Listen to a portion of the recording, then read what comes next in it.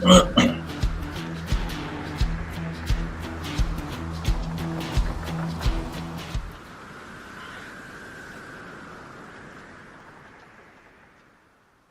good day, everybody. So here we are again, and now we're actually in Auckland, in New Zealand. It's good to be here, and I'm hoping this is getting out. We've got the right passwords, and I'll wait till I see the first people pop up. Not seeing anyone yet, but anyway, we'll carry on regardless and assume it's all happening. Yeah, good to be here. It took a bit longer than we thought. We got bogged in the transit terminal in China for about 10 hours or something without internet. The airport internet wasn't working, and only one food outlet. And all the usual deals. Turn up to get the hire car, which we thought was a pretty good deal until we realised that we'd booked a full electric car, which was a waste of time. And then we could only, we had to cancel that and get another one. And the only car we could get was like a huge, well, I have a name for them, but a huge four-wheel drive. I mean, it's just crazy. At least it's diesel. But anyway, that's another bit of a nightmare. We get here and great apartment. Auckland's fantastic, great city. And then we went to get some food and stuff at the supermarket. And wow. Prices have changed a bit over the years, so makes Europe and France look pretty cheap, but on some items. But certainly the quality of food's all really good, and now we're settled. We got a few hours sleep last night, so it's 8 o'clock in the morning here for us, and we may just hold this through because I know it works. The timeline works very well for Europe and other parts of the world, so we'll think about that. Certainly the SoundCloud recordings for all the fleet, we've based them on a UTC time, GMT time, when they're coming down the Atlantic. And now, of course, they're more than halfway across the Indian Southern Ocean. And now it's getting early hours of the morning for them to do that. So we're going to progress that forward about 11 hours to bring it in line with local time over here. So there'll be some changes there next week. We've still been having some comms issues with our cards, but we're checking that. That's comms issues with the entrance. So some of the SoundCloud recordings that are missing are not because of the issue with entrance calling us. They are, but one of our phones is not working correctly. So anyway, I think we've resolved where the issue might be, and we will have a team meeting today because Georgie and Jack are here and so on, and I think we can probably solve that today, hopefully, touch wood. Anyway, all kind of cool, and let's just get straight into the tracker and see exactly what's going on, because there's some very interesting stuff happening for sure, and that's part of what it's all about now that we're getting out of that very passive Indian Southern Ocean. In fact, there's an interesting story there because someone's tried to correct us that it was the Indian Ocean, not the Southern Ocean. It is actually the Southern Ocean. There's a generic term for the Southern Ocean. There's a technical term for the Southern Ocean, where it begins and where it ends in terms of latitude. But the generic side of it is anything in the latitudes down around the Roaring Forties and all that sort of stuff is considered to be Southern Ocean. And yes, it's the Indian Ocean sector of the Southern Ocean. And when they leave Auckland, they'll be heading down from the Pacific when they leave New Zealand. Into the Pacific sector of the Southern Ocean once again. Anyway, you can see what's happening here. I mean, everything's up for grabs. The leads are changing, all those sorts of things. You've got that big high that's now being distorted by another high forming just down the bottom here. So there's some interesting things. And even when you look over here at the Tasman, this is our backyard. I'm from South Australia, Adelaide. That's my hometown there. Done quite a bit of sailing up around here. It can be a complete game changer here trying to get up the Tasman, because you can see now, if you're on the run line, you've got really solid headwinds, driven by this low pressure system, which they usually run down southeast and drop under New Zealand or across New Zealand. Anything can happen here. You can get a cyclone come down from up north, completely ruin everything. So you'll see the average speeds, and it's already happening, dropping back, and the ETAs will be affected accordingly. So let's wait and see. At one stage, Penju, it looked as if they were going to get there into Auckland around about the 8th or the 9th or the 10th, but it's just simply not going to happen. I don't think, touch wood, it could, but it'd be highly unlikely. I think it'd be more likely the 12th or later. But anyway, let's just see how it pans out. So for now, we won't even talk about the waypoint there. We'll come right back here to Explorer and Sterner, and then work our way forward from there. So I won't say this low pressure system here turned into a bit of a furphy. It still had quite a bit of breeze in it, still has to a degree, but certainly the tactic, we were happy with the way it worked out in the end.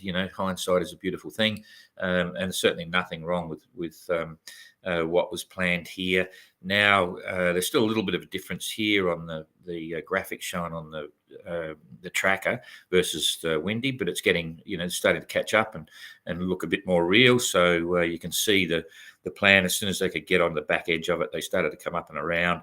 And now today you'll see Explorer come across even more, and they'll be pretty much heading due east as time goes by, as this one moves away. Same with Sterner. They kept going underneath it. They were a little bit behind Explorer. They held off a bit. Now coming up, and you'll see them roll over as well, possibly overtaking Explorer, which will, all of them or both of them will actually probably target eventually a latitude of about 43 degrees. That's where you want to be as you're coming across, looking at the average weather that's likely to happen. So right now in the last position report, which is 1600 UTC, so 5 o'clock in France. 5 o'clock local time in France. They were making 8.3 knots and heading not quite easterly, but that'll happen today. 16 nautical mile day because they've been sailing away from the run line. Sterner doing 8.5 knots as well, same time, 99 nautical mile day because they crossed over the run line. So you can watch the progress and what's going to happen to this low in the next couple of days. If we just, it's all starting to disappear and it's turning into very quickly a southeasterly.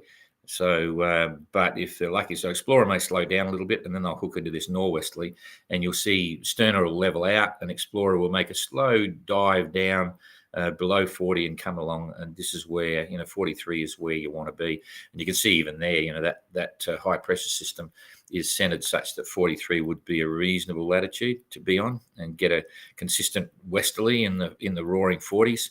There's a bit of a mishmash coming up behind them. This is 4 days away now. But generally there's going to be an airflow here from the west in the 40s. So they'll hopefully catch up. Now Explorer's still got 6,000 miles to go. Same with Sterner, near enough to 6,000, a little bit less. They're not going to make 1,500 miles a week. No way. That's over 200 mile a day averages. So there goes a month. Okay. So that puts, if they were making 1,500 miles a week, it'd put them in at the end of January. Now there'll be a real race on for both of them to get to Auckland before the restart. Could be optimistic and say about the 10th or the 11th if everything went well, but it probably weather-wise, but it probably won't. There's going to be some more weather challenges, so it's yet to be seen whether they can make the restart. Bearing in mind they have to stay for at least 4 days in Auckland before they can take off again. So I really hope they do, but let's wait and see how it pans out. Okay, so that's enough on that one. Coming back here to the main game for the fleet. I'll just might be able to get this up one more. Yeah, not quite. Yeah, we can, but we can't see what's happening with the weather. Let's just look at the waypoint here. This waypoint, just to remind everyone, it's actually put there because if we come back here, there is actually, in fact, I'll come right back. There is actually a generalization with the icebergs that form in Antarctica. What happens is they break off the Antarctic coast. You get quite a few big ones will come out of the Ross Sea here. In fact, there's been some huge ones, come out of here.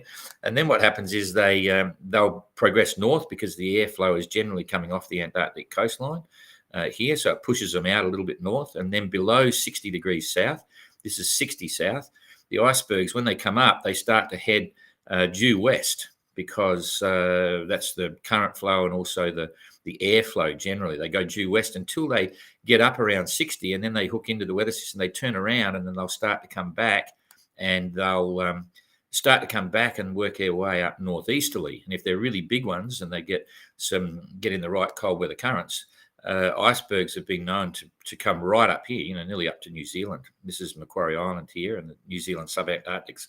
There's some classic photographs of very big icebergs coming up past Macquarie Island and so on. And you get Bergy bits that'll come, again from here, they'll come right up into this area. So the whole idea of that is to keep them well out of this sort of focus area here where generally, I forget where it is exactly, but the known limit of icebergs for summer in the Southern Ocean is down around here, and then it does hook up a little bit there and then comes down again, okay, like this. So that's keeping them well clear. That's the reason it was put there. Besides the fact we don't like them getting too far south if they needed assistance from any shipping, because there's not much shipping there down far south as well, even though each entrant would try to look after each other and so on. So here's the plots, the tracks. Everyone had some challenges getting around.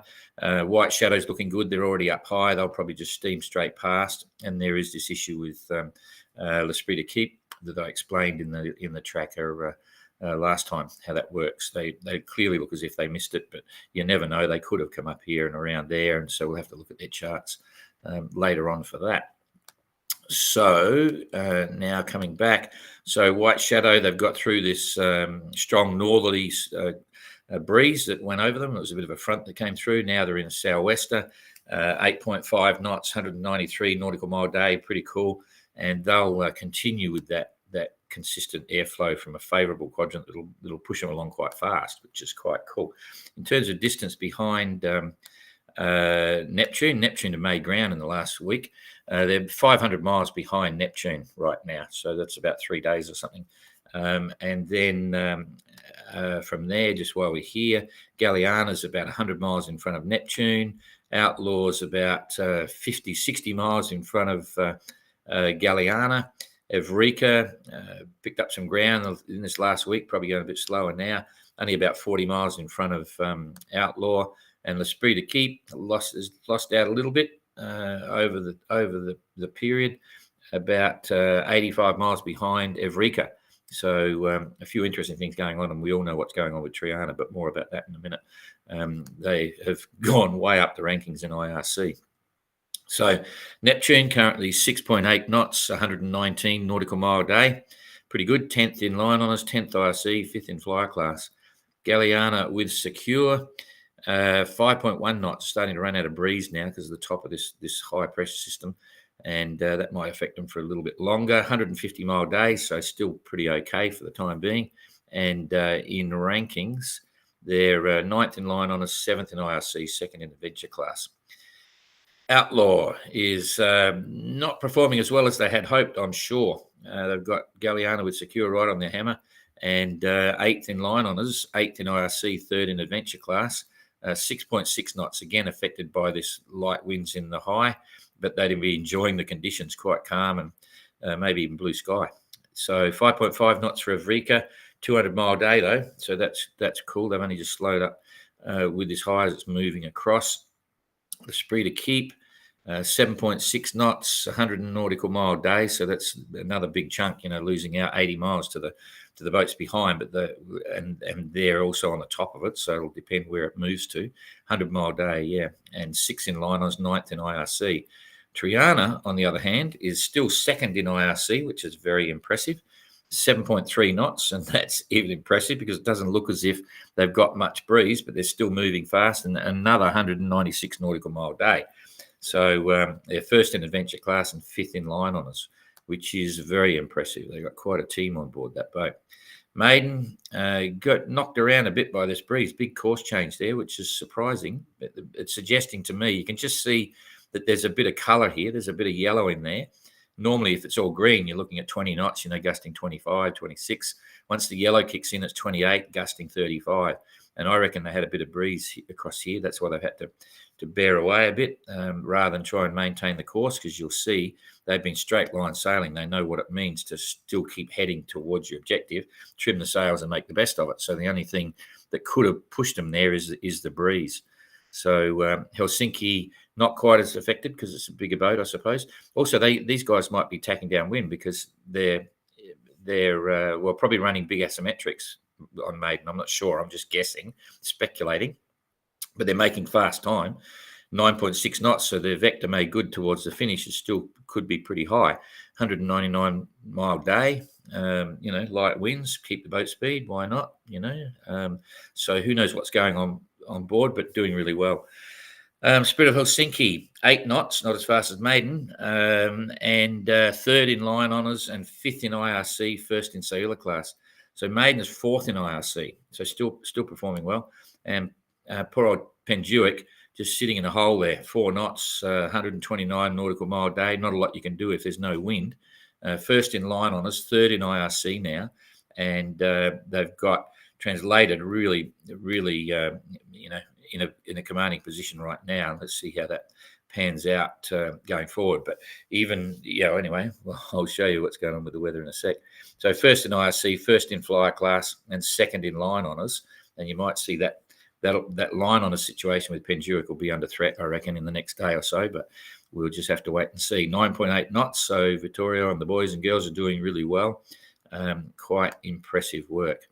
So if we come back now and look at what's likely to happen with this weather and just have a bit of a look on it. This is the remnants of that big high that's now being squashed and pushed around. It's lost its power. There's very low isobaric movement here. So it's just a big flat area of nothing. And that's exactly what you don't want. You need something to happen to get Penduic out of the no wind zone. They're just it's like a little mini doldrums here until something happens. There's a low pressure forming here. This is a big slant from the low here. It's just pushing through and up the coast of Australia. But this could be the dominant factor coming in to shape the weather for the whole fleet here over the next few days. So we'll just progress this forward. And to put it into perspective as well, just to show you what's happening. In fact, I'll just pick this up a bit because there's a lot of interest in what's going on here with what's their real relative position. Okay, if we look at where does Penduic sit in relation to translated 9. Okay, so that's 550 miles here to the bottom of Bruny Island in Tasmania, and they got to turn that corner, so 550 there. And this is the real distance to get around the corner. There's 645, so near enough to 100 miles difference. So in line honours, it could be said that translated is about 100 miles behind Penduic. Okay, but 100 miles can be chewed up pretty quick if translated keeps sailing and gets a good wind angle.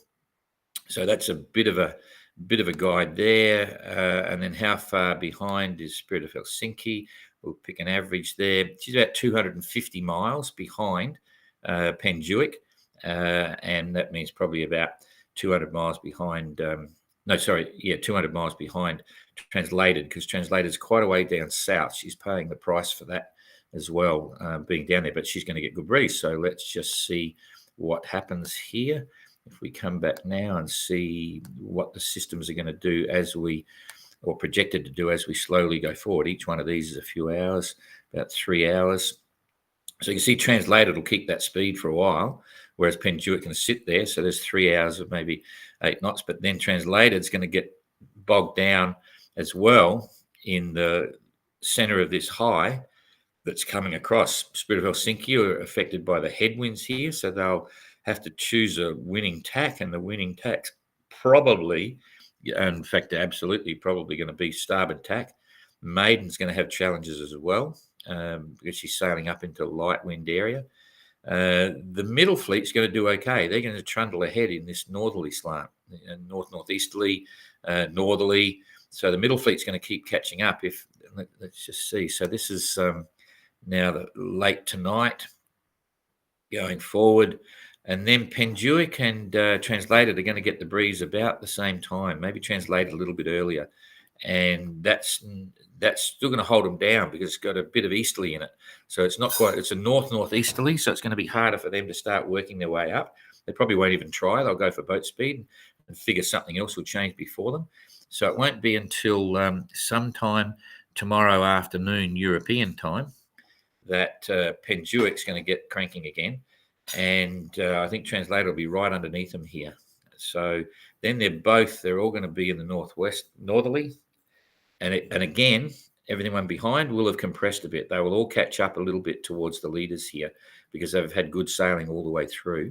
So this is coming in now to the end of the second day, and then it's plenty of breeze everywhere. And translated, they're not going to. This is going to be boat for boat now. So Penduic will just be barreling straight for the bottom of Tassie. And I think you'll see translated, they're not going to be worried about heading up there because they could come along here, you see, and hook up the breeze. So they'll hold that latitude all the way into the Tasman, I reckon, and wait for something else to change. So they'll potentially be neck and neck. Potentially neck and neck. Here comes the fourth. It's all looking pretty good.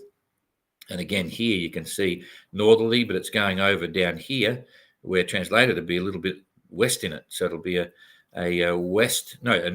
northwesterly maybe This is 4 days out, so you might see them hook up. And then if this is the case, you can see, anyway, what it's really showing is that the Tasman is an entity unto itself. You're effectively out of the Southern Ocean, the true Southern Ocean, and you've got the effect of the whole land thing here and warmer waters and, who knows what's going to come down from the top. So it's a whole new race. Once you get to here, Southern Ocean is sort of becomes impacted by the Tasman Sea, and anything can happen there. So watch this space. But this mid group, they're going to certainly compress the leaders, going to bunch them up a bit and make it all very interesting. I think White Shadow will have no problem with the Waypoint and keep barreling along. So that's really all I can show you there. Let's have a quick look at the IRC thing, just to keep everyone happy here.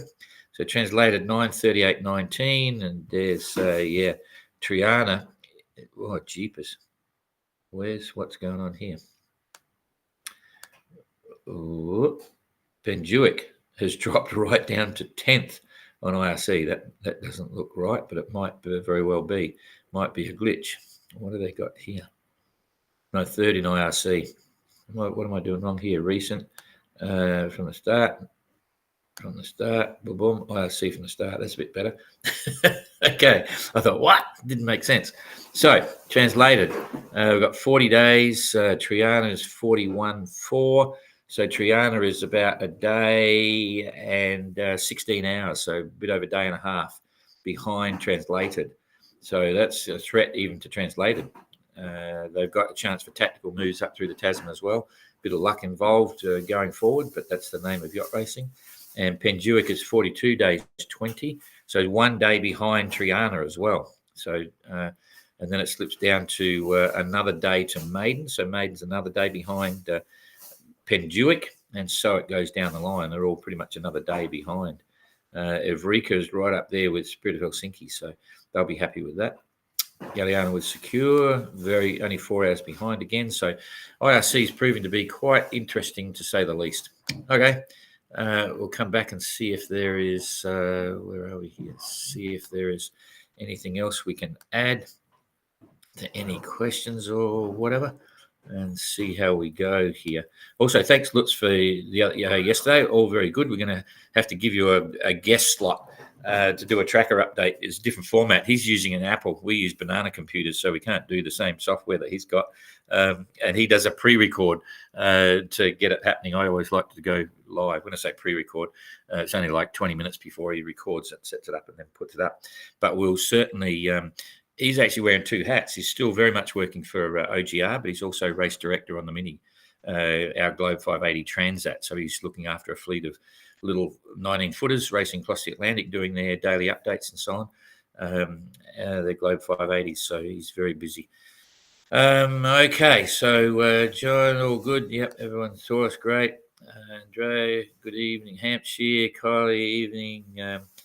Well rested, ready incoming arrivals. Yeah, well, it's okay. We're back on track, so it's good to be here. Auckland's a great place. Spent a fair bit of time. This is my first international travel, 58 years ago or something. No, more than that. No, 50, I don't know, when I was 20. Came across here, did 3 months hitchhiking around. It was good fun. And love the picture on the wall. Yeah, that's KO. That's America's Cup. Because Australia and New Zealand have always been active in the America's Cup. New Zealand's currently got it. The late Sir Peter Blake was there, and Buddy Grant Dalton has sort of nailed it. So it's quite a big thing in here. And New Zealand is a sailing nation. There's no question. They're just a bunch of crazy sailors here, and they're very passionate. So yeah. See, right. Question: how is the offshore media recorded and shared? Basically, it's a requirement under the notice of race that the entrants have the ability to take photos and transmit those, and that was done primarily for safety reasons, for medical reasons, and it's already been used probably 7 or 8 times by entrants to send medical photos for consultation. We then allow them to send up to 3 a week to us, so they come to us. We then share them with their teams, and then we'll put them up different ways. We usually let the teams put them up first, just out of courtesy, and then we'll share them. Rob will put them together as a gallery, and we do different things. For video, all the entrants, if they want to put a video transmission system on board, they can. quite not cheap. It's quite expensive and a fair bit involved. And the only ones that have got video at the moment are Translated and Evrika. Translated and Evrika. They're the only ones with video capacity. So that again, same thing. Oh, and Triana, same thing again. They're using for video. It's either a Inmarsat based system or a Starlink system. Okay, that's how that works. And so the teams get it, they can share it, and then we'll put it up after as well. And so, yeah, it's a satellite-based system. They're using a clean iPhone. We take off all the other apps off the iPhone, and usually it's the iPhone doing the recording and bits and pieces, and then Wi-Fi is direct to the system, and then it's compressed. It's a compression system to decrease the amount of data going out, comes to us, and then it's expanded again, and we get a reasonably good video clip. We allow up to 3 minutes every week from entrance on the video side. Hi, Joe. Southampton recovered from the celebrations. Yeah, it was all cool. Could you do the daily tracker an hour later so you'll have a more up-to-date tracker or to talk about? We probably will, actually. That's part of the plan. But there's not a lot changes over those 3 hours to the hour, but we'll make those decisions for next week. But it may go back 1 hour. And that will make it 9 o'clock here in the morning, our time. And it does get that link in. Okay, g'day Clara, Mississippi, g'day. I'm intrigued. Why is an electric car no use to you? It's like nothing wrong with electric cars, but the reality is we've never had one, and we're now in a new city, and so I know that you got to charge them in. You got to plug the car in to charge it, and in fact, we paid a lot more money to get a place here in Auckland that had a car park. Parking in the middle of the city because we're not very far. We're probably a walking distance to the marina. I haven't done it yet, but it's about 15, 20 minutes to the marina. So we're right in the city in a very big development here. And so when the car's in the car park, you can't plug it in to charge it. So that means we've got to charge it externally in some station somewhere. And what do you do when you charge? While the car's charging, you walk home, or it's just a nightmare. And so nothing wrong with electric car, but it's got to be practical. And for what we want now, it's not practical for us to use the electric hire car. Interestingly, though, it was the cheapest. It was because I just went bang, ordered the cheapest one. I said, oh, that's cool. Boom, boom. Get here. And so, do you know you got an all electric car? And I said, what?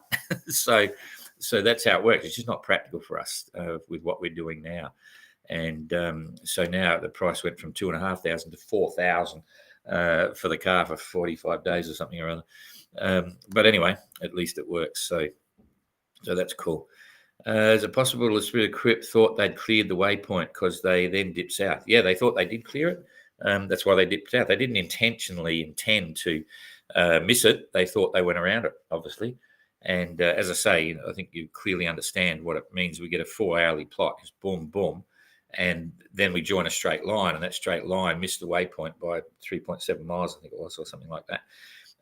But not to say they sped up. They could have sped up and gone right up and over in that 4 hours, but I doubt it.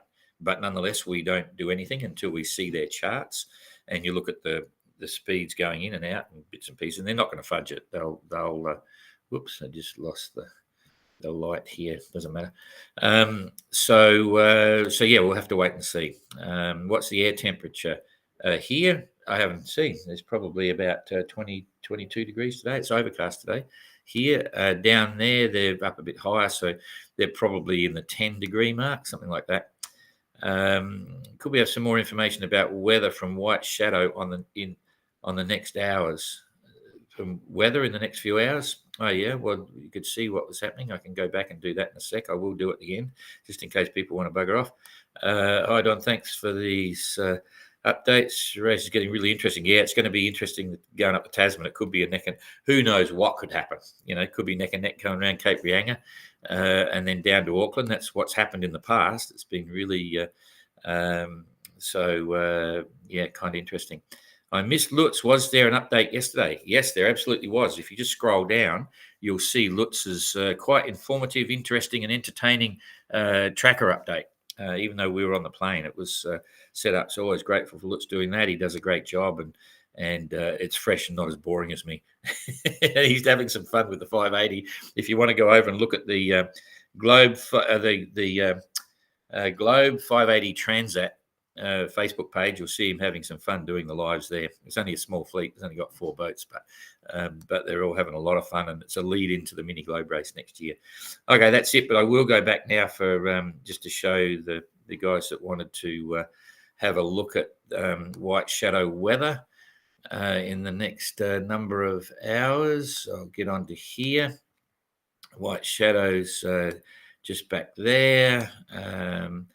That's their deal. They've gone through that nor'wester and just pushing it forward. They've got another lot coming through. So, we keep an eye on that. But you can see it fades out before it gets to them. So this is tomorrow. And by then they're over here and there's nothing forecast over 35 knots. So it's fast sailing for them. By then they're currently, let's see how far they are from the waypoint. They're 307 miles. So the weather they're going to have to go around is... okay, so it's on the 2nd. I'll just pull it forward. They're going to have strong westerly flow. You can see they're just straight lining sailing. So that's this breeze here is about, it's maybe forecast wind. It's the low 30s, low 30s, 31, 32, gusting 40 maybe, 4 to 5 meter C, 4 meter, 5 meter C. Let's have a look at the waves. Yeah, there's 5 meters C, so typical Southern Ocean stuff for them. They'll be loving it, just trundling along. And the important thing there is there's no sudden wind direction shifts, so the sea should be reasonably organised. So they're all looking pretty good. So that's about it for me. We'll see you tomorrow, same time. And thanks for